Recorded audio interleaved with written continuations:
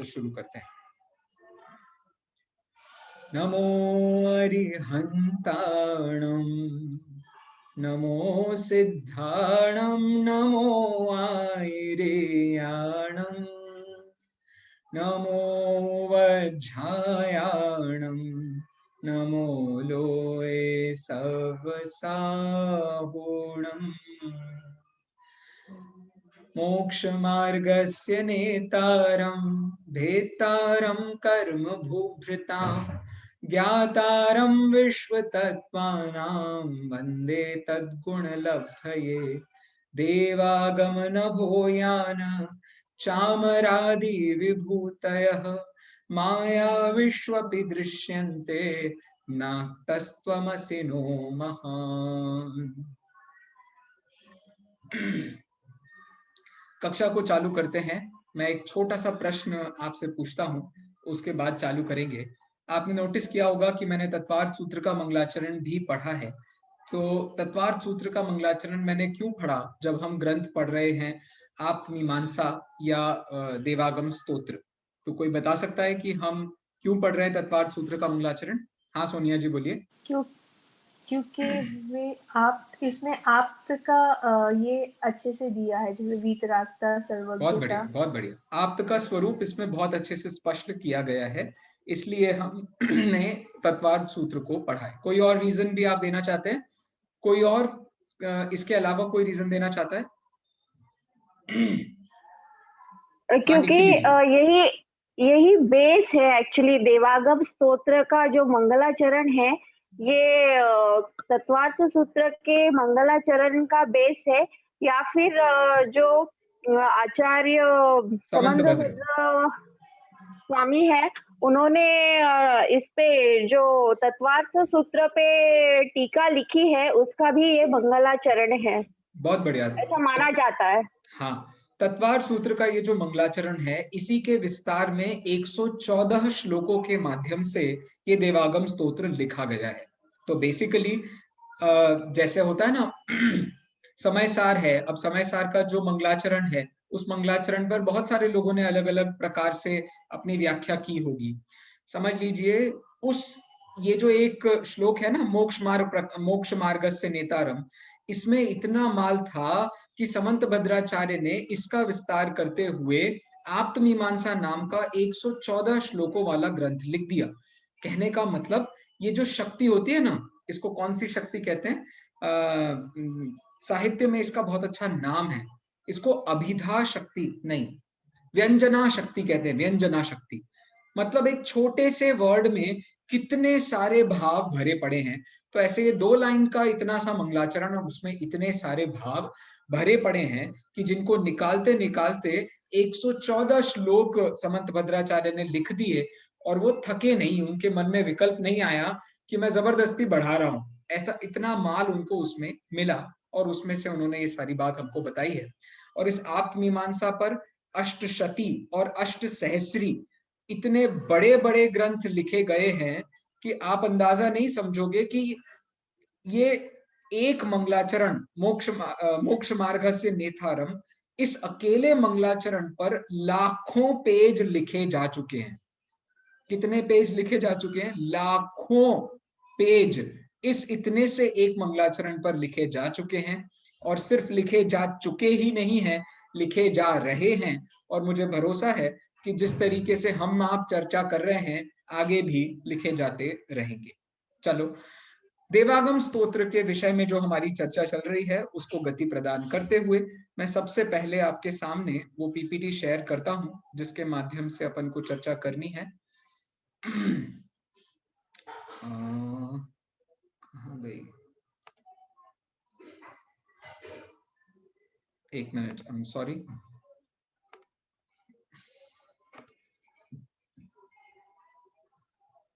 हाँ जी, तो ये जो हम पढ़ रहे हैं उसमें ये विषय आने वाला है।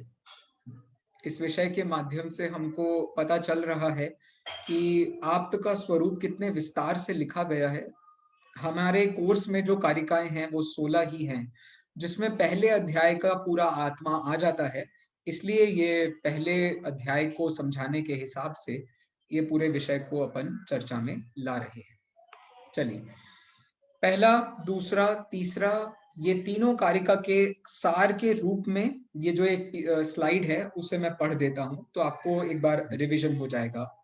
आप क्यों महान नहीं हैं और आपकी महानता किन कारणों से नहीं है, वो विषय सबसे पहले प्रस्तुत किया गया। श्लोक नंबर 1 में कहा गया, देवों का आना, आकाश में गमन होना, छत्र चवर आदि विभूतियों का होना, इनसे आप महान नहीं हो। क्यों? क्योंकि ये मायावियों में भी हो सकते हैं।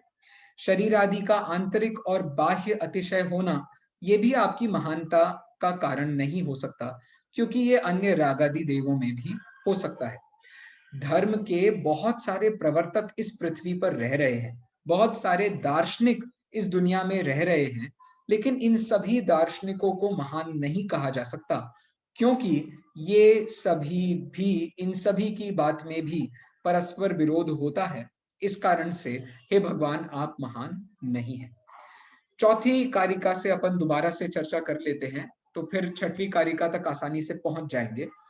कोई पढ़ना चाहता हो तो वो रेज हैंड कर दे, तो मैं उसको लेकर के अपन आगे बात कर लेंगे। चौथे नंबर की कारिका मैं पढ़ रहा हूं, आप में से जो भी उसको पढ़ना चाहे इसके बाद वो हैंड रेज करना। स्वाति जी पढ़ेंगी, चलिए ध्यान से सुनिएगा स्वाति जी, है ना। दोषावरणयोर्हानिर्निःशेषास्त्यतिशायनात् क्वचिद् यथा स्वहेतुभ्यो बहिरंतर्मलक्षयः। बोलिए स्वाति जी। भैया जी पीडीएफ दिख नहीं रही है, इसमें बहुत सी फाइलें दिख रही हैं, मेन ओह, पीडीएफ नहीं दिख रही है। हाँ, अरे अरे अरे अरे, oh sorry sorry sorry sorry. अब दिख रहा है? हाँ भैया अब दिख रहा है। बोलिए। भैया जी एक बार फिर से बोलेंगे मैं ना? बोलता हूँ, दोषावरणयोर्हानिर्निःशेषास्त्यतिशायनात् क्वचिद् यथा स्वहेतुभ्यो बहिरंतर्मलक्षयः। बोलिए। हाँ भैया जी, दोषावरणयोर्हानिर्निःशेषास्त्यतिशायनात् क्वचित् यथा स्वहेतुभ्यो बहिरंतर्मलक्षया। बहुत अच्छी कोशिश, बहुत ही अच्छी कोशिश आपने की है, और बहुत हद तक आप उसमें सफल भी हुई है। धीरे धीरे और प्रैक्टिस होगी तो बेहतर हो जाएगा। यहाँ शब्द क्या दिए हुए हैं? दोषावरणयोः हानि निःशेषाः अतिशायनात्। निःशेष, निःशेषा अस्ति अतिशायनात्, मतलब दोष और आवरणों की हानि। दोष, दोष मतलब मोहराग द्वेष, आवरण मतलब ज्ञानावरण, दर्शनावरण और अंतराय। इनकी हानि, इनकी हानि मतलब इनका कम होना, और कम होते होते निःशेष मतलब पूरी तरीके से नष्ट हो जाना। अस्ति मतलब है, होता है। अतिशायनात्, अतिशायनात् मतलब बिल्कुल अच्छी तरीके से, पूरी तरीके से। तो दोष और आवरणों की हानि पूरी तरीके से पॉसिबल है। क्वचित मतलब किसी में, यथा स्व हेतुभ्यो अपनी हेतु, अपने स्व हेतु से मतलब अपनी ही योग्यता के माध्यम से दोष और आवरणों की हानि अत्यंत रूप से हो सकती है। और उससे किसकी हानि होगी? बहिर अंतर मल का क्षय होगा।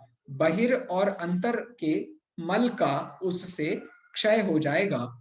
तो यहां पर कहना ये चाह रहे हैं कि ये जो वीतरागता और सर्वज्ञता नाम के गुण हैं, ये भगवान में होते हैं। और कैसे प्राप्त किए हैं उन्होंने वीतरागता गुण?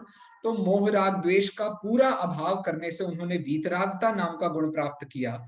और मोह राग द्वेष प्लस ज्ञानावरण, दर्शनावरण और अंतराय, इन चारों घातिया कर्मों का नाश करने से उन्होंने सर्वज्ञता, समझ लीजिए, वैसे ज्ञानावरण से भी आप कह ही सकते हो, तो ऐसा उन्होंने अरहंत दशा का प्राप्त किया है। तो अंतरंग और बहिरंग मल को उन्होंने अत्यंत प्रकार से क्षय कर दिया है। किसके माध्यम से? स्वहेतुभ्यो, अपने ही माध्यम से। तो क्या मुझे कोई बता सकता है वो कौन सा माध्यम है जिसकी मदद से मोहनीय और ये चार घातीय कर्मों का अभाव हो सकता है? कौन सी ऐसी अपनी शक्ति है, ऐसी कौन सी अपनी योग्यता है जिसके माध्यम से हम चार घाती कर्मों का नाश कर सकते हैं? बताइए, कोई बताएगा मुझे? हाँ जी, अरे कहाँ है सब? सब यही है ना? हाँ जी, स्व के इससे ही हम ये नाच कर सकते हैं।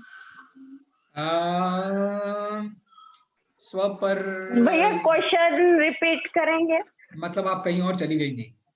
अच्छा, नहीं बोलता हूँ। हाँ। क्वेश्चन ये है कि आपने मतलब ये जो पूरी कारिका है इसमें ये बताया गया है कि चार घाती कर्मों का नाश हो सकता है और वो नाश आपने किया है, इसलिए आप वीतरागी सर्वज्ञ बने हैं। मेरा क्वेश्चन ये है, इसमें लिखा है स्वहेतुभ्यो, मतलब अपने हेतु के माध्यम से। तो अपनी ही योग्यता से आपने ये चार घाती कर्मों का क्षय किया है। तो कौन सी ऐसी योग्यता है जिसके माध्यम से चार घाती कर्मों का क्षय हो सकता है? ये मेरा क्वेश्चन है। उन्होंने पुरुषार्थ किया है अपने ओर देखने का, और कौन सा वाला पुरुषार्थ था? उसका कुछ नाम होगा ना टेक्निकल टर्म्स में? हाँ हाँ है ना, धर्म पुरुषार्थ में धर्म पुरुष नहीं, सर्वज्ञ सिद्धि।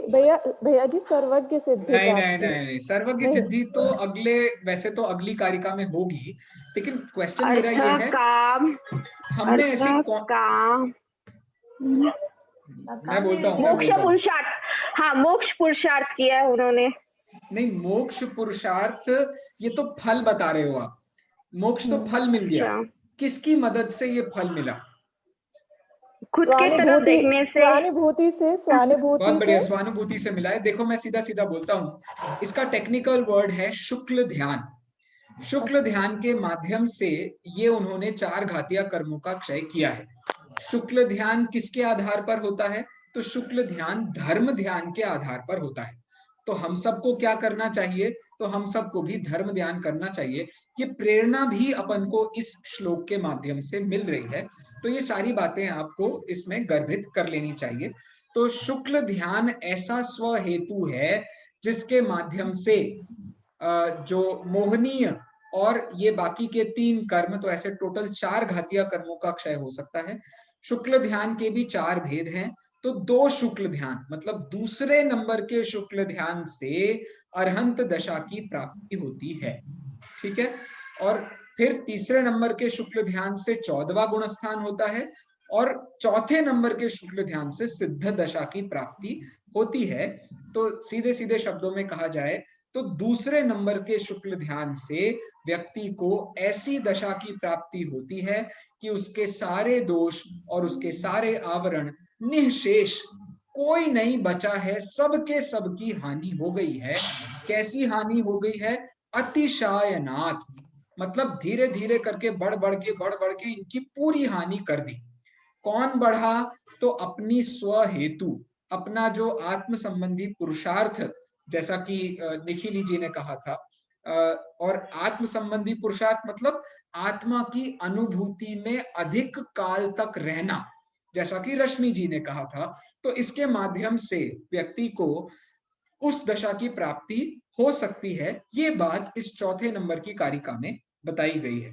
मैं एक बार यहां से पढ़ देता हूं।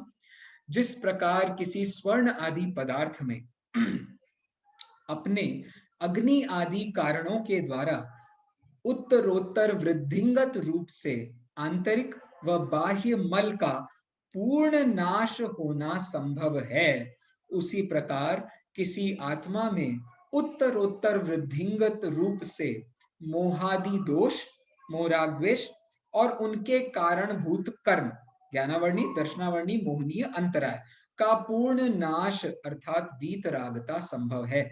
यहाँ वीतरागता शब्द उन्होंने इसलिए कहा क्योंकि मेनली डिवाइड करना था, तो पांचवें में डिवीजन जो है वो सर्वज्ञता की दृष्टि से है और इसमें जो डिवीजन है वो वीतरागता की दृष्टि से है। लेकिन सूक्ष्मता से देखा जाए तो इसमें वीतरागता भी है, सर्वज्ञता भी है और समझ लीजिए हितोपदेशीपना भी इसमें गर्भित है। मुख्य रूप से तो वीतरागता और सर्वज्ञता, मोहनीय कर्म के अभाव से वीतरागता और ज्ञानावर्णी, दर्शनावर्णी और अंतराय, इन तीनों के अभाव से सर्वज्ञता।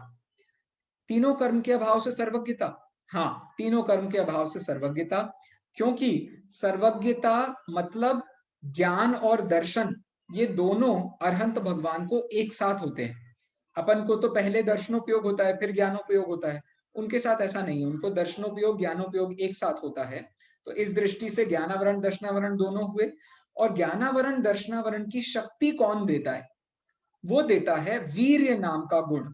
तो अंतराय का भी पूरा नाश हो गया है, तो अनंत वीर्य भी है उनके पास, तो इसके माध्यम से वो सर्वज्ञता की ही पुष्टि हो रही है। तो सीधे शब्दों में मोहनीय कर्म का संबंध किससे है? वीतरागता से है। और बाकी तीन कर्मों का संबंध किससे है? तो सर्वज्ञता से है। ऐसे वीतरागता सर्वज्ञता दोनों की बात इस चौथे नंबर की कारिका में बताई है। वीतरागता सर्वज्ञता कैसे प्राप्त होती है? तो स्वहेतुभ्यो, स्वहेतु के माध्यम से। किस स्वहेतु के माध्यम से? तो ध्यान रूपी अग्नि जला करके जीव को ऐसी दशा प्राप्त हो सकती है। ये बात अपन ने चौथी कारिका में समझ ली। सारे शब्द आपको समझ में आ गए? चलें आगे, एक बार ऐसे ऐसे कर दीजिए, चलें आगे। ओके, चलिए 5वें नंबर की कारिका पढ़ते हैं। जिसको भी पढ़ना हो वो रेज हैंड कर दे या ध्यान से सुन ले, तो उसके बाद में अपन उससे पूछ सकते हैं। सूक्ष्मांतरित धूरार्था प्रत्यक्षाः कस्यचिद्यथा अनुमेयत्वतो ज्ञादि रीति सर्वज्ञ संस्थिति। बोलिए मिताली जी। सूक्ष्मांतरित दूरार्था प्रत्यक्षाः कस्यचिद् यथा अनुमेयत्वतो ज्ञादि रीति सर्वज्ञ संस्थितिः। बहुत बढ़िया। सिर्फ दो जगह पर थोड़ा हुआ। एक प्रत्यक्षाः, तो जनरली पढ़ाया ऐसा जाता है कि जो विसर्ग होता है उसको भी हमको वैसा ही पढ़ना चाहिए कि जैसा उसके पीछे मात्रा हो। जैसे ऊ हो तो चक्षुहु ऐसे पढ़ते हैं, प्रत्यक्षा है तो प्रत्यक्षाः ऐसे पढ़ा जाता है, लेकिन गाते समय ऐसे नहीं पढ़ा जाता है। तो प्रत्यक्षाः बस इतना ही बहुत है। और रीति में बड़ी की मात्रा हो जाएगी, इसलिए रीति थोड़े जल्दी उसको पढ़ लेंगे अपन, तो वो भी सही बैठ जाएगी। बहुत बढ़िया आपने पढ़ा है, बड़ी हमको खुशी है, आपने बहुत अच्छे से इसको पढ़ा है। आगे बढ़ते हैं अपन। इस कारिका में बेसिकली क्या बताया है? तो सर्वज्ञ संस्थिति ही इति, सर्वज्ञ संस्थिति। इति मतलब इस प्रकार सर्वज्ञ की संस्थिति होती है। संस्थिति मतलब सिद्धि होती है। इंग्लिश में क्या बोलते हैं इसको अपन? Hence proved. What have you proved? We have proved that Sarvagya exists.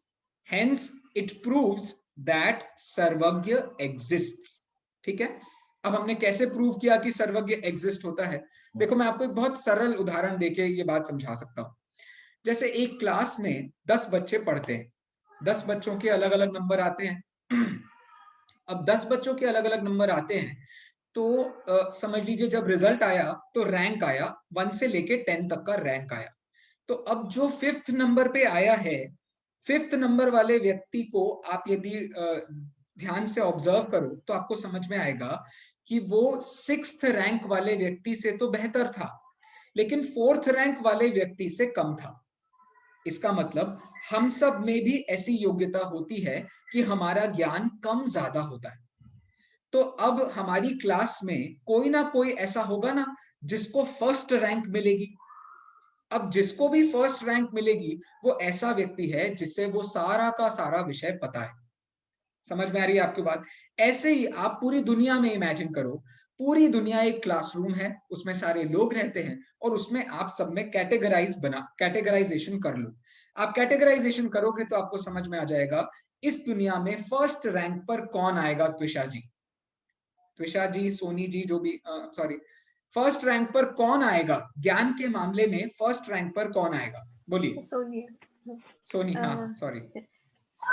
Actually जो ज्ञानी है, हाँ, और तो सर्वज्ञानी फर्स्ट रैंक पर आएगा। कौन होगा वो सर्वज्ञानी? क्या कहते हैं उसको अपनी जिनवाणी में?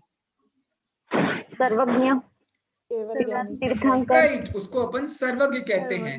तो हेंस प्रूव्ड सर्वज्ञ एग्जिस्ट। समझ में आपको बात आ गई? तो जनरली ऐसे ही प्रूव किया है। अब यहाँ पर जो संस्कृत में वर्ड्स दिए हैं उसको अपन एक बार देख लेते हैं। तो सूक्ष्म मतलब ऐसे पदार्थ जो अपनी नेकेड आई से नहीं देखे जा सकते हैं, उसको कहते हैं सूक्ष्म, मतलब परमाणु वगैरह। अंतरित, अंतरित मतलब ऐसी चीजें जो करंट एरा में नहीं है। अब मुझे बताओ, गांधी जी आपके सामने पैदा हुए थे क्या? नहीं। लेकिन क्या गांधी जी थे? How do you know, how do I believe Gandhi exist? तो इस हिसाब से तो निर्णय नहीं होगा ना यार, गांधी जी एग्जिस्ट करते थे कि नहीं करते थे। इस बात को आप ऐसे थोड़ी प्रूव करोगे कि मेरे सामने नहीं है इसलिए मैं नहीं मानता कि गांधी जी थे। तो वैसे ही बात है, ये तो बच्चों वाली बात है। जो लोग ये कहते हैं हमको तो सामने दिखाओ, हमको अभी प्रूव करके बताओ कि ऐसा एग्जिस्ट करना चाहिए। तो ऐसे साइंटिस्ट भी बच्चे माने जाते हैं जो सिर्फ without experimentation, if you are not able to prove something, that doesn't mean it does not exist. There should be some substantial reasons, some substantial thoughts before a particular fact. तभी आप prove कर सकते हो कि something can exist or not. तो अभी तो हम सिर्फ can exist की बात कर रहे हैं, ठीक है? तो सूक्ष्म पदार्थों का जानना हो सकता है कि नहीं हो सकता है? बिल्कुल हो सकता है। जैसे हाँ, जैसे अब आप में से इतने सारे लोग बैठे हुए हैं, मैं किसी से पूछ लेता हूं, छोटी सी बात है, अनुमेयत्वतः, यहाँ पर एक शब्द लिखा है ना, सेकंड लाइन का फर्स्ट वर्ड है अनुमेयत्वतः। ये अनुमेयत्वतः, इसमें नीचे भी देखना, आपको नीचे भी 2 बार लिखा हुआ है, अर्थ में आपको वहां भी मिल जाएगा। तो ये जो तह लगा है, तह, ये क्या है संस्कृत के हिसाब से? ये तह क्या है? कोई बता सकता है तह क्या है? आपको याद होगा, मैंने पहले भी कुछ क्लासों में पढ़ाया है, लेकिन किसी को याद हो तो वो बताए। उसके कारण? अनुसार नहीं, हाँ कारण तो है, संस्कृत में उसको क्या कहते हैं? हाँ कोई बोल रहा है, बोलिए। उसके अनुसार जो बताया जा रहा है, उसके अनुसार उसको संस्कृत में क्या नाम है? मैं तो इतना पूछ रहा हूँ बस। अच्छा नहीं, कोई बात नहीं। अच्छा, प्रत्यक्षाह ये वर्ड है, प्रत्यक्षाह, इसमें आ की मात्रा और विसर्ग लगा हुआ है। किसी को पता है संस्कृत में इसको क्या बोलते हैं या ये क्या है? ये तो सरल वाला है, प्रत्यक्षाह। जैसे रामः, रामौ, रामाह, ऐसे होता है ना? विभक्ति, विभक्ति। हाँ, वेरी गुड वेरी गुड, विभक्ति है ये। कौन सी विभक्ति है? तो ये प्रथमा की बहुवचन विभक्ति है ना? प्रथमा बहुवचन होने से प्रत्यक्षाह। तो ये बात तो सबको पता है, ठीक है? अब इसमें से सूक्ष्म क्या है? सूक्ष्म ये है अनुमेयत्वतः। इसमें ये तह लगा हुआ है, वो क्या है? तो ये तह बेसिकली तसिल प्रत्यय होता है संस्कृत में, जिसको जैनेन्द्र व्याकरण में तस प्रत्यय भी कहते हैं। इसका मतलब होता है पंचमी। तो जो कि आप सबने बताया है, कारण के अर्थ में होता है। कारण मतलब रीजन। अनुमेयत्वतः मतलब अनुमेयत्व होने के कारण जो चीज हमारे अनुमान में आ रही है वो किसी ना किसी के प्रत्यक्ष में आ रही होंगी। इस हिसाब से हम इस बात को प्रूव कर लेते हैं। जैसे गांधी जी थे कि नहीं थे, ये वाली बात आप कैसे प्रूव कर सकते हो? आप फिजिकली अभी ये प्रूव कर सकते हो कि गांधी जी एग्जिस्ट करते हैं? गांधी जी एग्जिस्ट करते थे। एस जैन के नाम से कोई है, मुझे उनका नाम भी नहीं पता है, प्लीज अनम्यूट कीजिए। हाँ जी, आपका नाम? जय जिनेन्द्र भैया। जय भैया जी। मेरा नाम श्वेता जैन है। श्वेता जी, श्वेता जी आप प्रूव कर सकती हैं गांधी जी एग्जिस्ट करते थे फिजिकली अभी? फिजिकली कैसे करेंगे भैया? मतलब सुना है सबसे, बड़ों से सुना है, तो पता है। बिल्कुल सही बात है। तो हमारे पास में ऐसे बहुत सारे और दूसरे प्रूफ हैं जिनके माध्यम से हम इसको प्रूव कर लेते हैं कि गांधी जी एग्जिस्ट करते थे। कैसे प्रूव किया वो हमने, उसको कहते हैं अनुमान ज्ञान। क्या कहते हैं उसको? अनुमान ज्ञान। तो अनुमान ज्ञान के माध्यम से हमने इस बात की सिद्धि की। लेकिन जो हमारे दादा थे, या जो भी अपनी क्लास में सबसे बड़ा होगा, उसके दादाजी ने तो प्रत्यक्ष गांधी जी को देखा था। तो जो हम अनुमान से जान रहे हैं वो कोई ना कोई प्रत्यक्ष से जानता है। अपनी क्लास में सबसे बड़ा कौन है? ललिता जी आज आई है कि नहीं आई है? ललिता जी नजर नहीं आ रही हैं। अब मैं सबकी एज नहीं पूछ सकता हूँ लेकिन निखिली जी से पूछता हूँ। निखिली जी, हाँ मेरे दादाजी ने, हाँ ही वाज आपके हाईली दादाजी ने गांधी जी इंस्पायर्ड को एंड देखा है ना? राइट। तो अब क्या हुआ, इसका मतलब जो हम अनुमान से जानते हैं वो इनके दादाजी प्रत्यक्ष से जानते थे। तो ये जो सूक्ष्म, अंतरित और दूरवर्ती पदार्थ हैं, इनको हम सब अनुमान से जानते हैं, तो सर्वज्ञ भगवान इनको प्रत्यक्ष से जानते हैं, इसलिए वे इतने महान हैं। और इससे हमने प्रूव किया कि सर्वज्ञ होते हैं। इस कारिका में किसी को कुछ समझ में नहीं आया हो तो प्लीज पूछ लीजिए।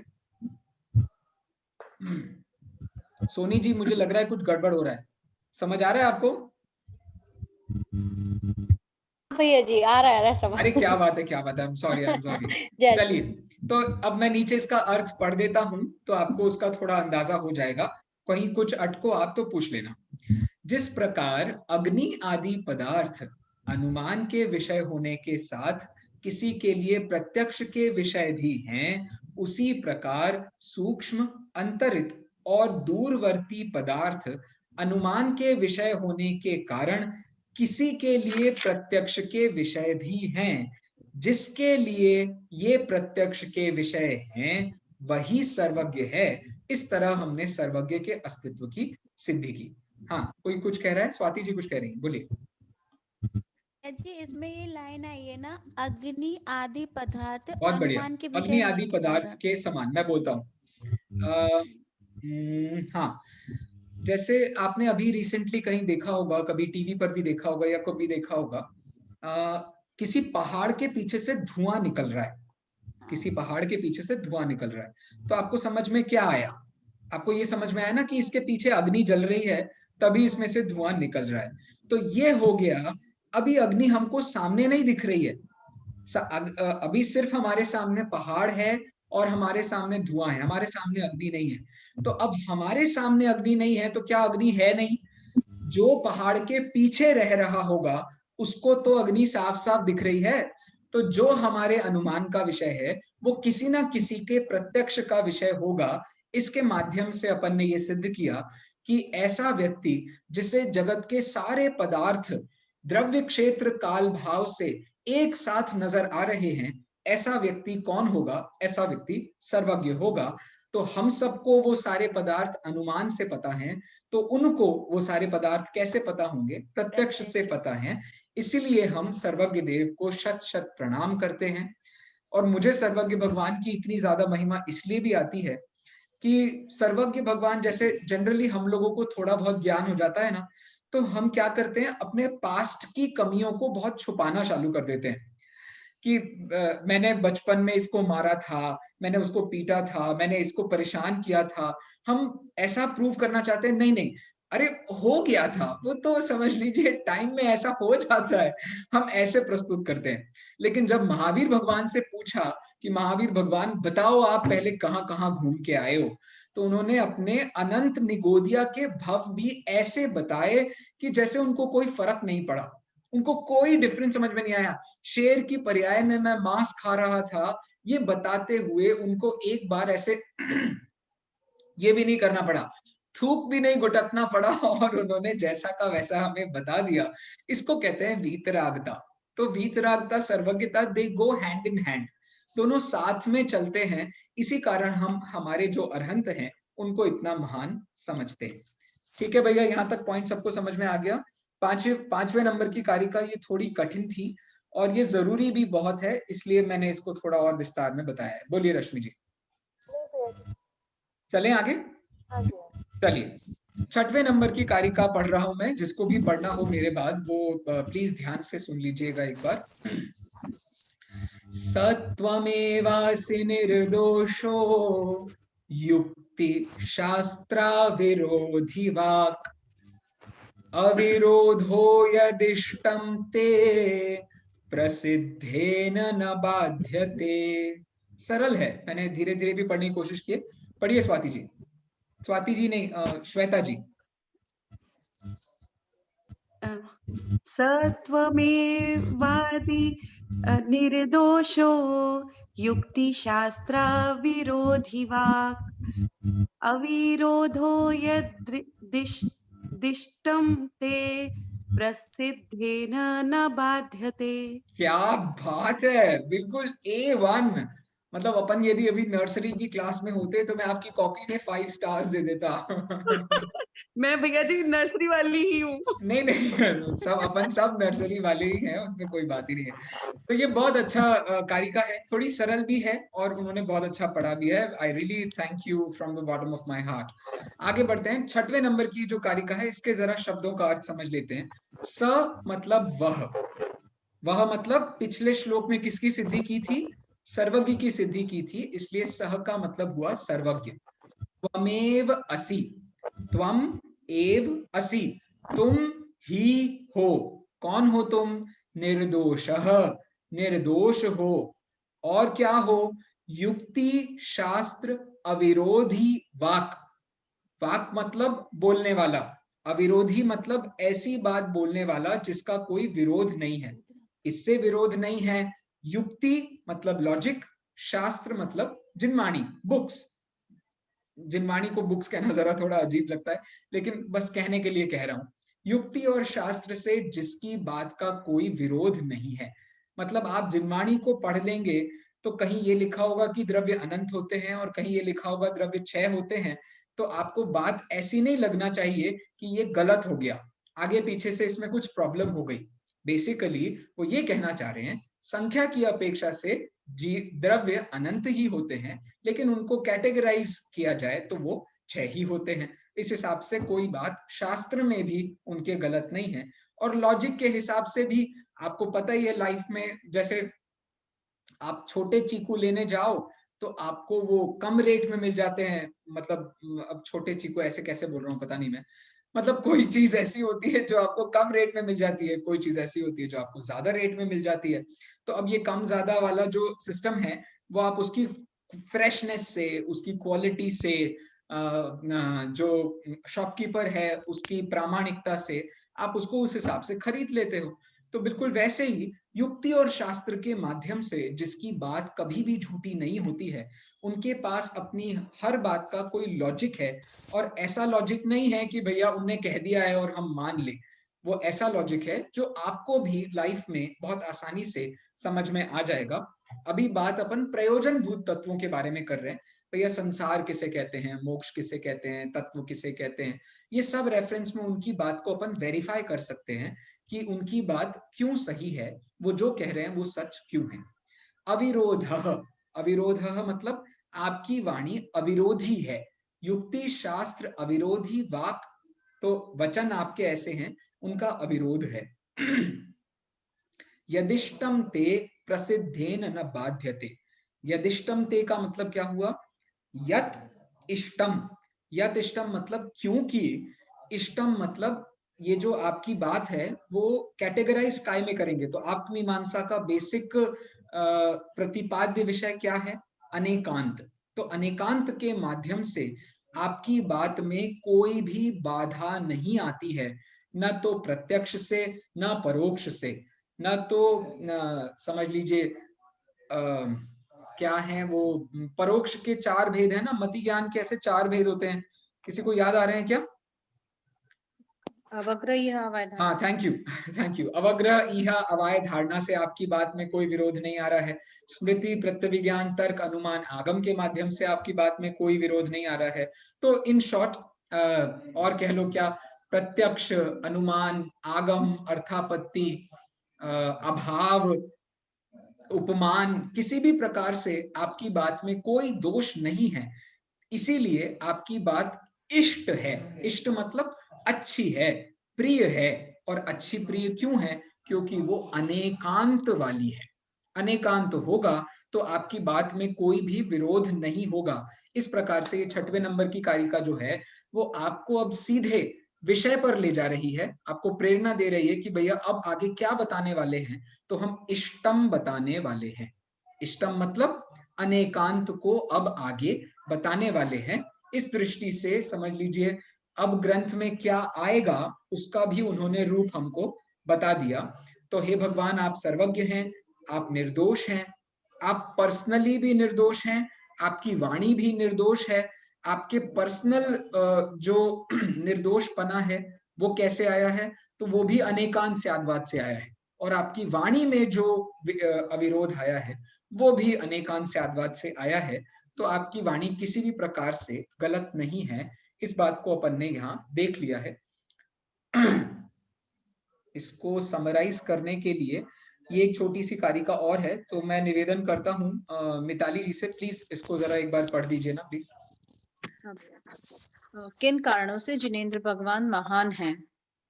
फर्स्ट पॉइंट, सर्वज्ञता का अस्तित्व संभव है, ये महानता है। इसका रीजन सूक्ष्म, अंतरित व दूरवर्ती पदार्थ अनुमान के विषय हैं।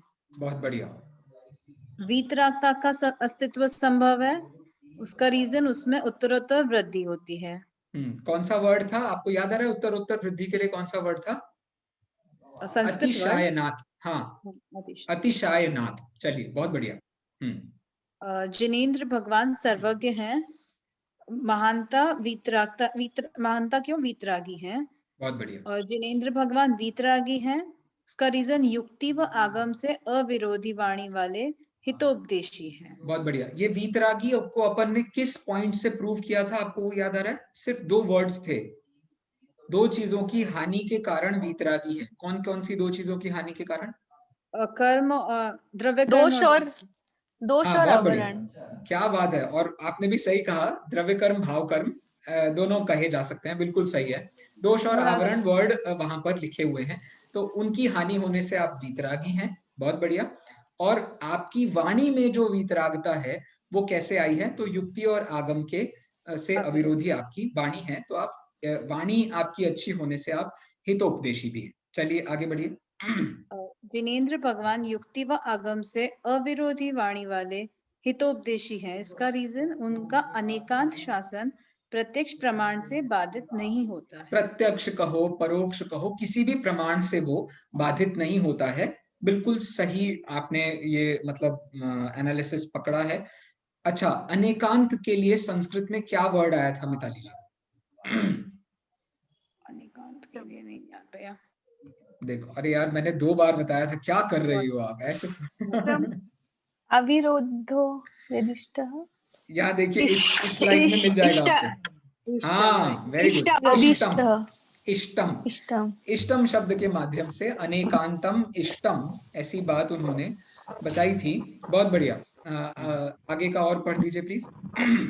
अन्य कोई सर्वज्ञ नहीं है, क्योंकि वीतरागी नहीं है। अब यही जो फर्स्ट पॉइंट अपन ने पढ़ा था उसी का नहीं वाली बात कर रहे हैं, सिर्फ नास्ती से बात होगी।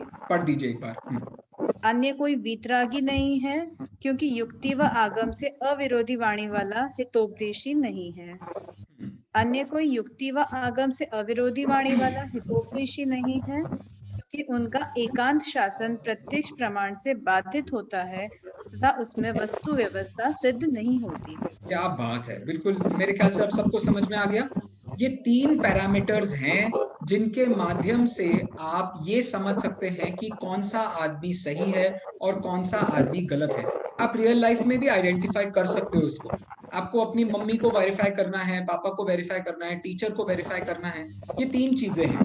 3 चीजें मतलब सबसे पहला टॉपिक, एक मिनट में अनम्यूट कर देता हूँ, शायद किसी के हो रहा है। हाँ जी, हाँ, सबसे पहला पॉइंट है उसको टॉपिक आता है कि नहीं आता है। जिस टॉपिक पर वो बात कर रहा है उसके बारे में उसको जानकारी है कि नहीं है। तो कौन सा टॉपिक है जिसके बारे में सर्वज्ञ वीतरागी भगवान अपने आप बात कर रहे हैं? वो है अनेकांत। तो अनेकांत टॉपिक के बारे में उनको सब कुछ पता है कि नहीं पता है? सब पता है उनको। व्यवहार से मोक्ष होता है कि निश्चय से मोक्ष होता है? व्यवहार से परंपरा से मोक्ष होता है और निश्चय से साक्षात मोक्ष होता है। व्यवहार की परंपरा का मतलब क्या है? व्यवहार की परंपरा का मतलब है निश्चय।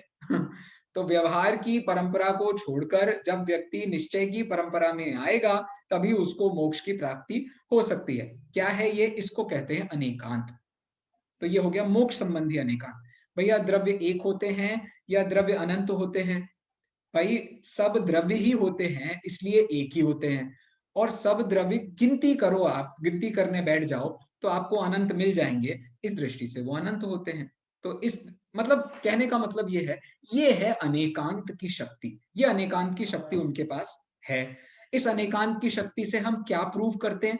हम ये प्रूव करते हैं कि आपकी वाणी में कोई पूर्वापर दोष नहीं है, आपकी वाणी युक्ति और आगम से बिल्कुल सही है, उसमें कोई गलती नहीं है। और लास्टली हम क्या प्रूव करते हैं, हम ये प्रूव करते हैं आपकी वाणी में ये जो निर्दोषता आई है वो आपने बहुत कड़ी मेहनत से प्राप्त की है। उस कड़ी मेहनत का नाम क्या है, वीतरागता। आपने सब द्रव्यों से राग नष्ट कर लिया है, तो अपने आप आपको सबका ज्ञान भी प्राप्त हो गया है। बोलिए मिताली जी। भैया यहाँ पे युक्ति का मतलब तो लॉजिक हुआ, आगम से क्या लिया है कि आगम बताए तो जिनवाणी है, मतलब जब देखो मुझे आपको वेरीफाई करना है तो आपने मुझसे एक क्वेश्चन पूछा और मैंने आंसर दे दिया। जैसे मैं आपसे पूछता हूँ, मिताली जी एक बात बताइए, हाँ मेरा ये जो चेहरा है वो ओवल है, मतलब मेरे चेहरे का आकार कैसा है? ओवल है। ओवल है, चलो। लेकिन मेरे चेहरे के आकार के आगे मैं किसी और के चेहरे का आकार लगाता हूं, जैसे जैसे जैसे जैसे अरे यार मुझे उदाहरण भी ठीक से मिल नहीं रहा है, मैं भी पगला रहा हूं ना, रुको मैं बताता हूँ।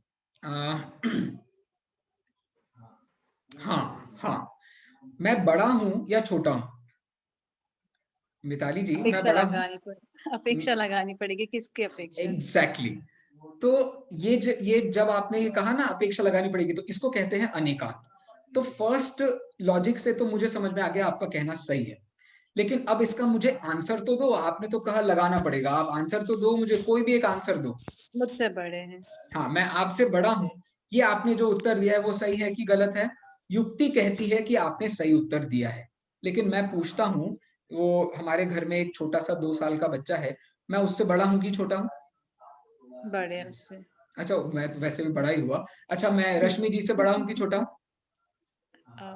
पता नहीं, छोटे। अच्छा ठीक है, छोटा आप हूँ। एक्सपेक्ट छोटे कर। Right, I am sorry, I am really very sorry. अपन ललिता जी को ले लेते हैं, ललिता जी से मैं छोटा हूँ कि बड़ा हूँ? छोटे। I am so sorry Rashmi ji. Right, तो मैं ललिता जी से छोटा हूँ, ये बात आपने जो कही है वो बिल्कुल सही बात कही है। अब बताओ, आपने पहले तो कहा था मैं छोटा हूँ, अब कहा बड़ा हूँ, तो आपकी बात में युक्ति से दोष आ गया ना। तो किस बात ने आपकी सुरक्षा करी? आपकी बात सुरक्षा करी आगम ने। कौन से आगम ने आपकी सुरक्षा करी? भाई इसमें उम्र का तकाजा देख करके निर्णय किया जाता है कि कौन बड़ा है कि कौन छोटा है। तो यदि मैं किसी से छोटा हूं तो मैं छोटा हूं, और यदि मैं किसी से बड़ा हूं तो मैं बड़ा हूं। इस हिसाब से आगम जो है वो पूर्वापर अविरोध स्थापित करता है। ठीक है मिताली जी? आगम का भैया वर्ड का मीनिंग? आगम का मतलब वही जो आगमिष्यति इति आगमः, जो अपना आगम है, अपनी जिनवाणी है, वही उसका मतलब तीर्थंकरों है। से जो चला आया हाँ हाँ, परंपरा। वो तीर्थंकरों से चला आया भी कहने में एक प्रॉब्लम है, क्योंकि फिर आगम से अविरोधी है तो उनकी ही वाणी हाँ को एग्जैक्टली, अपन कह वही रहे हैं। मेरा हाँ क्वेश्चन। हाँ, तो आगम का मतलब यही कि तीर्थंकर जो कह रहे हैं उसको अभी के लिए तो लॉजिक है आपके पास, लेकिन अभी की बात यदि 10 बातों बाद चेंज हो रही है तो दोबारा से आपको समझने के लिए जब वो 2 वाक्यों के बीच आप कनेक्शन बिठाओगे तो उसको आगम कहते हैं। ठीक, इसलिए पहले सर्वज्ञता बताया, क्योंकि सर्वज्ञ ही राइट फिर बताना है। Right right. तो आगम का मतलब 2 अलग अलग पॉइंट ऑफ व्यूज को एक सही समझना, उसको हम आगम कहते हैं। और युक्ति मतलब एक पॉइंट ऑफ व्यू सही है कि नहीं है उसे वेरीफाई करना, उसे युक्ति कहते हैं। तो समझ लीजिए युक्ति आगम they both go hand in hand. ठीक है, इस तरीके की बात हुई। मैं 2 कारिकाएं और पढ़ाना चाहता हूं, थोड़े जल्दी करूंगा क्योंकि सरल है। भैया हाँ मुझे क्वेश्चन था, ये बोलिए। अनेकांत शासन ऐसा क्यों वर्ड यूज किया है? Right, क्योंकि एक्चुअली वाणी तो प्रत्यक्ष होती है, वाणी में तो कहीं अनेकांत नहीं रहता है। बहुत बढ़िया। बेसिकली जो भी बोला जा रहा है उसके पीछे, जैसे यदि आप विटगेन्स्टाइन को पढ़ेंगे या आप और भी किसी को पढ़ो, आप एक कॉमन सा अपन जानते हैं, language works according to what substances we are talking about. कोई भी भाषा है आपके पास में, वो भाषा तब तक भाषा नहीं है जब तक कि उसके माध्यम से आपके इमेजिनेशन में कोई चीज नहीं आती। मैंने संयम कहा, तो अब आप नींद में सो भी रहे होंगे ना, आज पक्की बात है आपको रात में सपने में मेरा चेहरा आने वाला है। वो क्यों आने वाला है? क्योंकि जैसे ही मैं संयम वर्ड बोल रहा हूं ना, तो आपको इमेजिनेशन हो रहा है एक पर्टिकुलर इमेज का। तो वो भाषा एक्चुअली भाषा नहीं है, वो भाषा, वो रेलेवेंस है जो कि हम उस भाषा के माध्यम से उन वस्तु व्यवस्था को समझने के लिए लगा रहे हैं, राइट? तो अनेकांत है कहां? वस्तु व्यवस्था में। लगा कहां रहे हैं? भाषा में। तो भाषा बेसिकली सिर्फ एक माध्यम है जिससे हम वस्तु व्यवस्था को समझ रहे हैं। तो इन दैट वे भाषा में अनेकांत नहीं है, भाषा के माध्यम से जो वस्तु व्यवस्था बताई जा रही है उसमें अनेकांत है। तो इसीलिए हम भाषा को भी ऐसा कहते हैं कि उसमें भी अनेकांत है। अब देखो, मुझे अनेकांत भी समझाना है कि मैं बाप हूं, कि मैं बेटा हूं, कि मैं भाई हूं, कि मैं चाचा हूं, कि मैं ताऊ हूं। अब ये सब मुझे भाषा में भी बताना है ना, तो रेफरेंस पॉइंट बताना पड़ता है, अपेक्षा बतानी पड़ती है। तो वो अपेक्षा भी उसको अनेकांत बना लेती है। इसका मतलब मैं बहुत सारी चीजों से एक हूं, तो वो भाषा भी उस तरीके से अनेकांत शासन वाली या अनेकांतात्मक बन जाती है। Have I made my self clear? हाँ भैया। 7वें नंबर की कारिका है, ये सरल है, इसमें आपको ज्यादा समय नहीं लगेगा, जल्दी समझ में आ जाएंगे। मैं बुलवा नहीं रहा हूं, लेकिन आप ध्यान से एक बार सुनिएगा। त्वन्मतामृत बाह्यानां सर्वथैकांतवादिनां आप्ताभिमान दग्धानां स्वेष्टं दृष्टेन बाध्यते। है सरल। त्वन मतामृत बाह्यानां, त्वन मतलब त्वत, त्वत मतलब आपके, मतामृत मतलब मत रूपी अमृत से बाह्यानाम जो बाहर हैं, मतलब आपके मत से जो बाहर हैं। आपने जो धर्म बताया, आपने जो दर्शन बताया, आपने जो मान्यता बताई है, आपने जो आचरण बताया है, आपने जो भी बताया है, उससे जो भी बाहर हैं, मतलब उसको जो नहीं मानते हैं, सर्वथैकांतवादिना, वो सब कौन है? वो सब सर्वथा एकांतवादी हैं। आपकी मान्यता अनेकांतवाद की है, तो ये जो आपकी मान्यता से बाहर हैं, वो सब क्या हैं? वो सब एकांतवादी हैं। आप्ताभिमान दग्धाना, आप के अभिमान से दग्ध हैं, मतलब इनमें अपने आप को महान बताने की बहुत ज्यादा इच्छा है, बहुत अभिमानी हैं, इस अभिमान में दग्ध हैं, जल रहे हैं कि मैं बहुत महान हूं, मैं गुरु हूं, मैं देव हूं, मैं शास्त्र हूं, मैं बहुत महान हूं। वो इस अभिमान में जल रहे हैं। स्वेष्टम दृष्टेन बाध्यते, स्वेष्टम मतलब अपने इष्ट। तो उनका इष्ट क्या है? उनका इष्ट है उनका मत, वो जो मान्यता रखते हैं वो। दृष्टेन, दृष्टेन मतलब हमारी दृष्टि के द्वारा। कौन सी दृष्टि के द्वारा? तो प्रत्यक्ष में, जीवन में साफ साफ देखने पर ये समझ में आता है, बाध्यते, उनमें बाधा आती है। तो देखो, 6वें में बताया था प्रसिद्धेन न बाध्यते, तो भगवान की बात प्रसिद्ध रूप से उसमें कोई बाधा नहीं आती है। तो 7वें में उन्होंने बताया कि ये जो एकांतवादी हैं, इनकी मान्यता में हमेशा बाधा आ जाती है। किसकी बाधा आती है? एकांतवाद की बाधा आती है। और एकांतवाद की के पीछे क्यों पड़े हैं ये? क्योंकि इनको अपना मान पुष्ट करना है। मनुष्य गति में आदमी इतना महान हो जाता है कि वो अपने मान को छोड़ना नहीं चाहता है। मान के ही कारण इस गति का नाम मनुष्य पड़ा है, ऐसा भी कहा जाता है। कहने का मतलब इतना सा है कि ये जो गृहीत मिथ्यात्व को लेकर के व्यक्ति ने इतना सारा प्रपंच पैदा किया है, वो सब सर्वथा एकांतवादी होने के कारण किया है। और ये सब आपके मत के बाहर है, इसलिए मैं इन सबको नमस्कार नहीं करता हूं, और ये आपकी इस मान्यता से बिल्कुल बाहर है। विशुद्धि जी प्लीज ये स्लाइड को एक बार इसके अर्थ को पढ़ दें क्या? विशुद्धि जी हैं क्या? अच्छा, विशुद्धि जी हैं ही नहीं। सुचिता जी प्लीज इस स्लाइड को पढ़ दीजिए ना।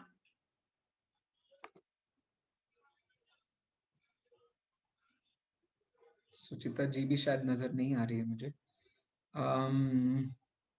रश्मि जी आप ही पढ़ दीजिए।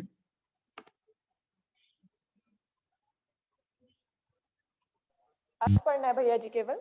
हाँ, ये सिर्फ अर्थ पढ़ना है जी।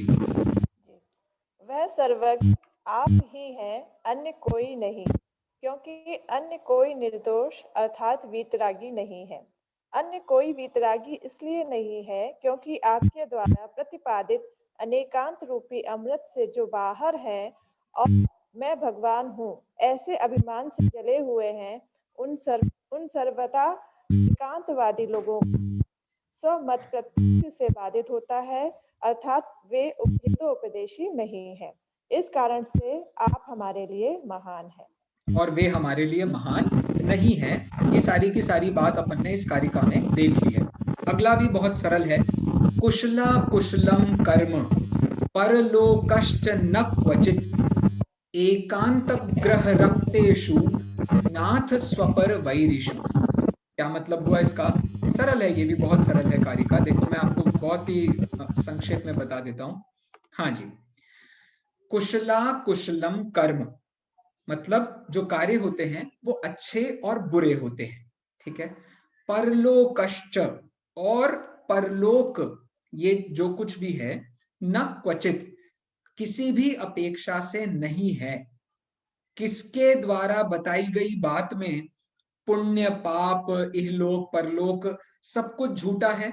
उन लोगों की बात में ये बात झूठी है जो एकांत ग्रह रक्तेषु मतलब एकांत के आग्रह में जी रहे हैं, एकांत की मान्यता में जी रहे हैं। हे नाथ स्वपर वैरिषु, वे लोग अपने और पराये वैरी हैं। क्या बात यहां कहना चाह रहे हैं? जो एकांत में लिप्त हैं, जिनकी मान्यता एकांत के आग्रह से रक्त है, अनुरंजित है, चिपकी हुई है, झूठी है। स्वपर वैरिषु, वे अपने और पराये दोनों के बैरी हैं। और उनके द्वारा बताया गया कुशल अकुशल कर्म, जैसे मैं आपसे एक जनरल बात पूछ लेता हूं, मैं कोई धर्म की बात नहीं कर रहा हूं, मैं सिर्फ एक सामान्य आपसे बात पूछता हूं। यदि अहिंसा सबसे बड़ा धर्म है और सभी धर्म अहिंसा को मानते हैं, तो बताओ बलि देना कुशल कर्म है या अकुशल कर्म है? तो यदि आप बलि देने को कुशल कर्म कहते हो और अहिंसा को सबसे बड़ा धर्म कहते हो, तो बताओ आपकी बात दोनों जगह सही होगी कि गलत होगी? कैसे आपकी बात सही हो सकती है? आप बलि देने को अच्छा भी कह रहे हो और अहिंसा सबसे बड़ा धर्म है ये भी कह रहे हो। ये दोनों बातें सच कैसे हो सकती है? तो बेसिकली आप दूसरों का तो जो खंडन कर रहे हो उसमें उनके तो शत्रु बन ही रहे हो, लेकिन आप जो कह रहे हो आप अपने भी शत्रु इसी कारण से बन रहे हो, क्योंकि आपकी बात आप ही की अन्य बातों से कट रही है। इस कारण से आप स्वपर के वैरी हैं, एकांत ग्रह में रक्त हैं। आपके द्वारा बताया गया अच्छा काम, बुरा काम, इहलोक का स्वरूप, परलोक का स्वरूप सब कुछ झूठा है। देखिए आपने पढ़ा होगा प्रयोजन भूत और अप्रयोजन भूत दो प्रकार के पदार्थ होते हैं। तो ये कुशल अकुशल कर्म के माध्यम से प्रयोजन भूत पदार्थ के मामले में ये एकांत ग्रह वाले झूठे हैं, और इहलोक परलोक का जो स्वरूप है वो अप्रयोजन भूत तत्वों में भी आपकी मान्यता झूठी ही है, क्योंकि आप एकांत ग्रह से रक्त हैं। यदि आप प्रयोजन भूत तत्वों में झूठे हैं तो अप्रयोजन भूत में तो झूठे होंगे ही होंगे। इस प्रकार से इन कारिकाओं के माध्यम से अपन ने 8 कारिका तक पढ़ लिया है। इसके आगे की कारिकाओं का मैं वीडियो बना करके आपको भेजूंगा।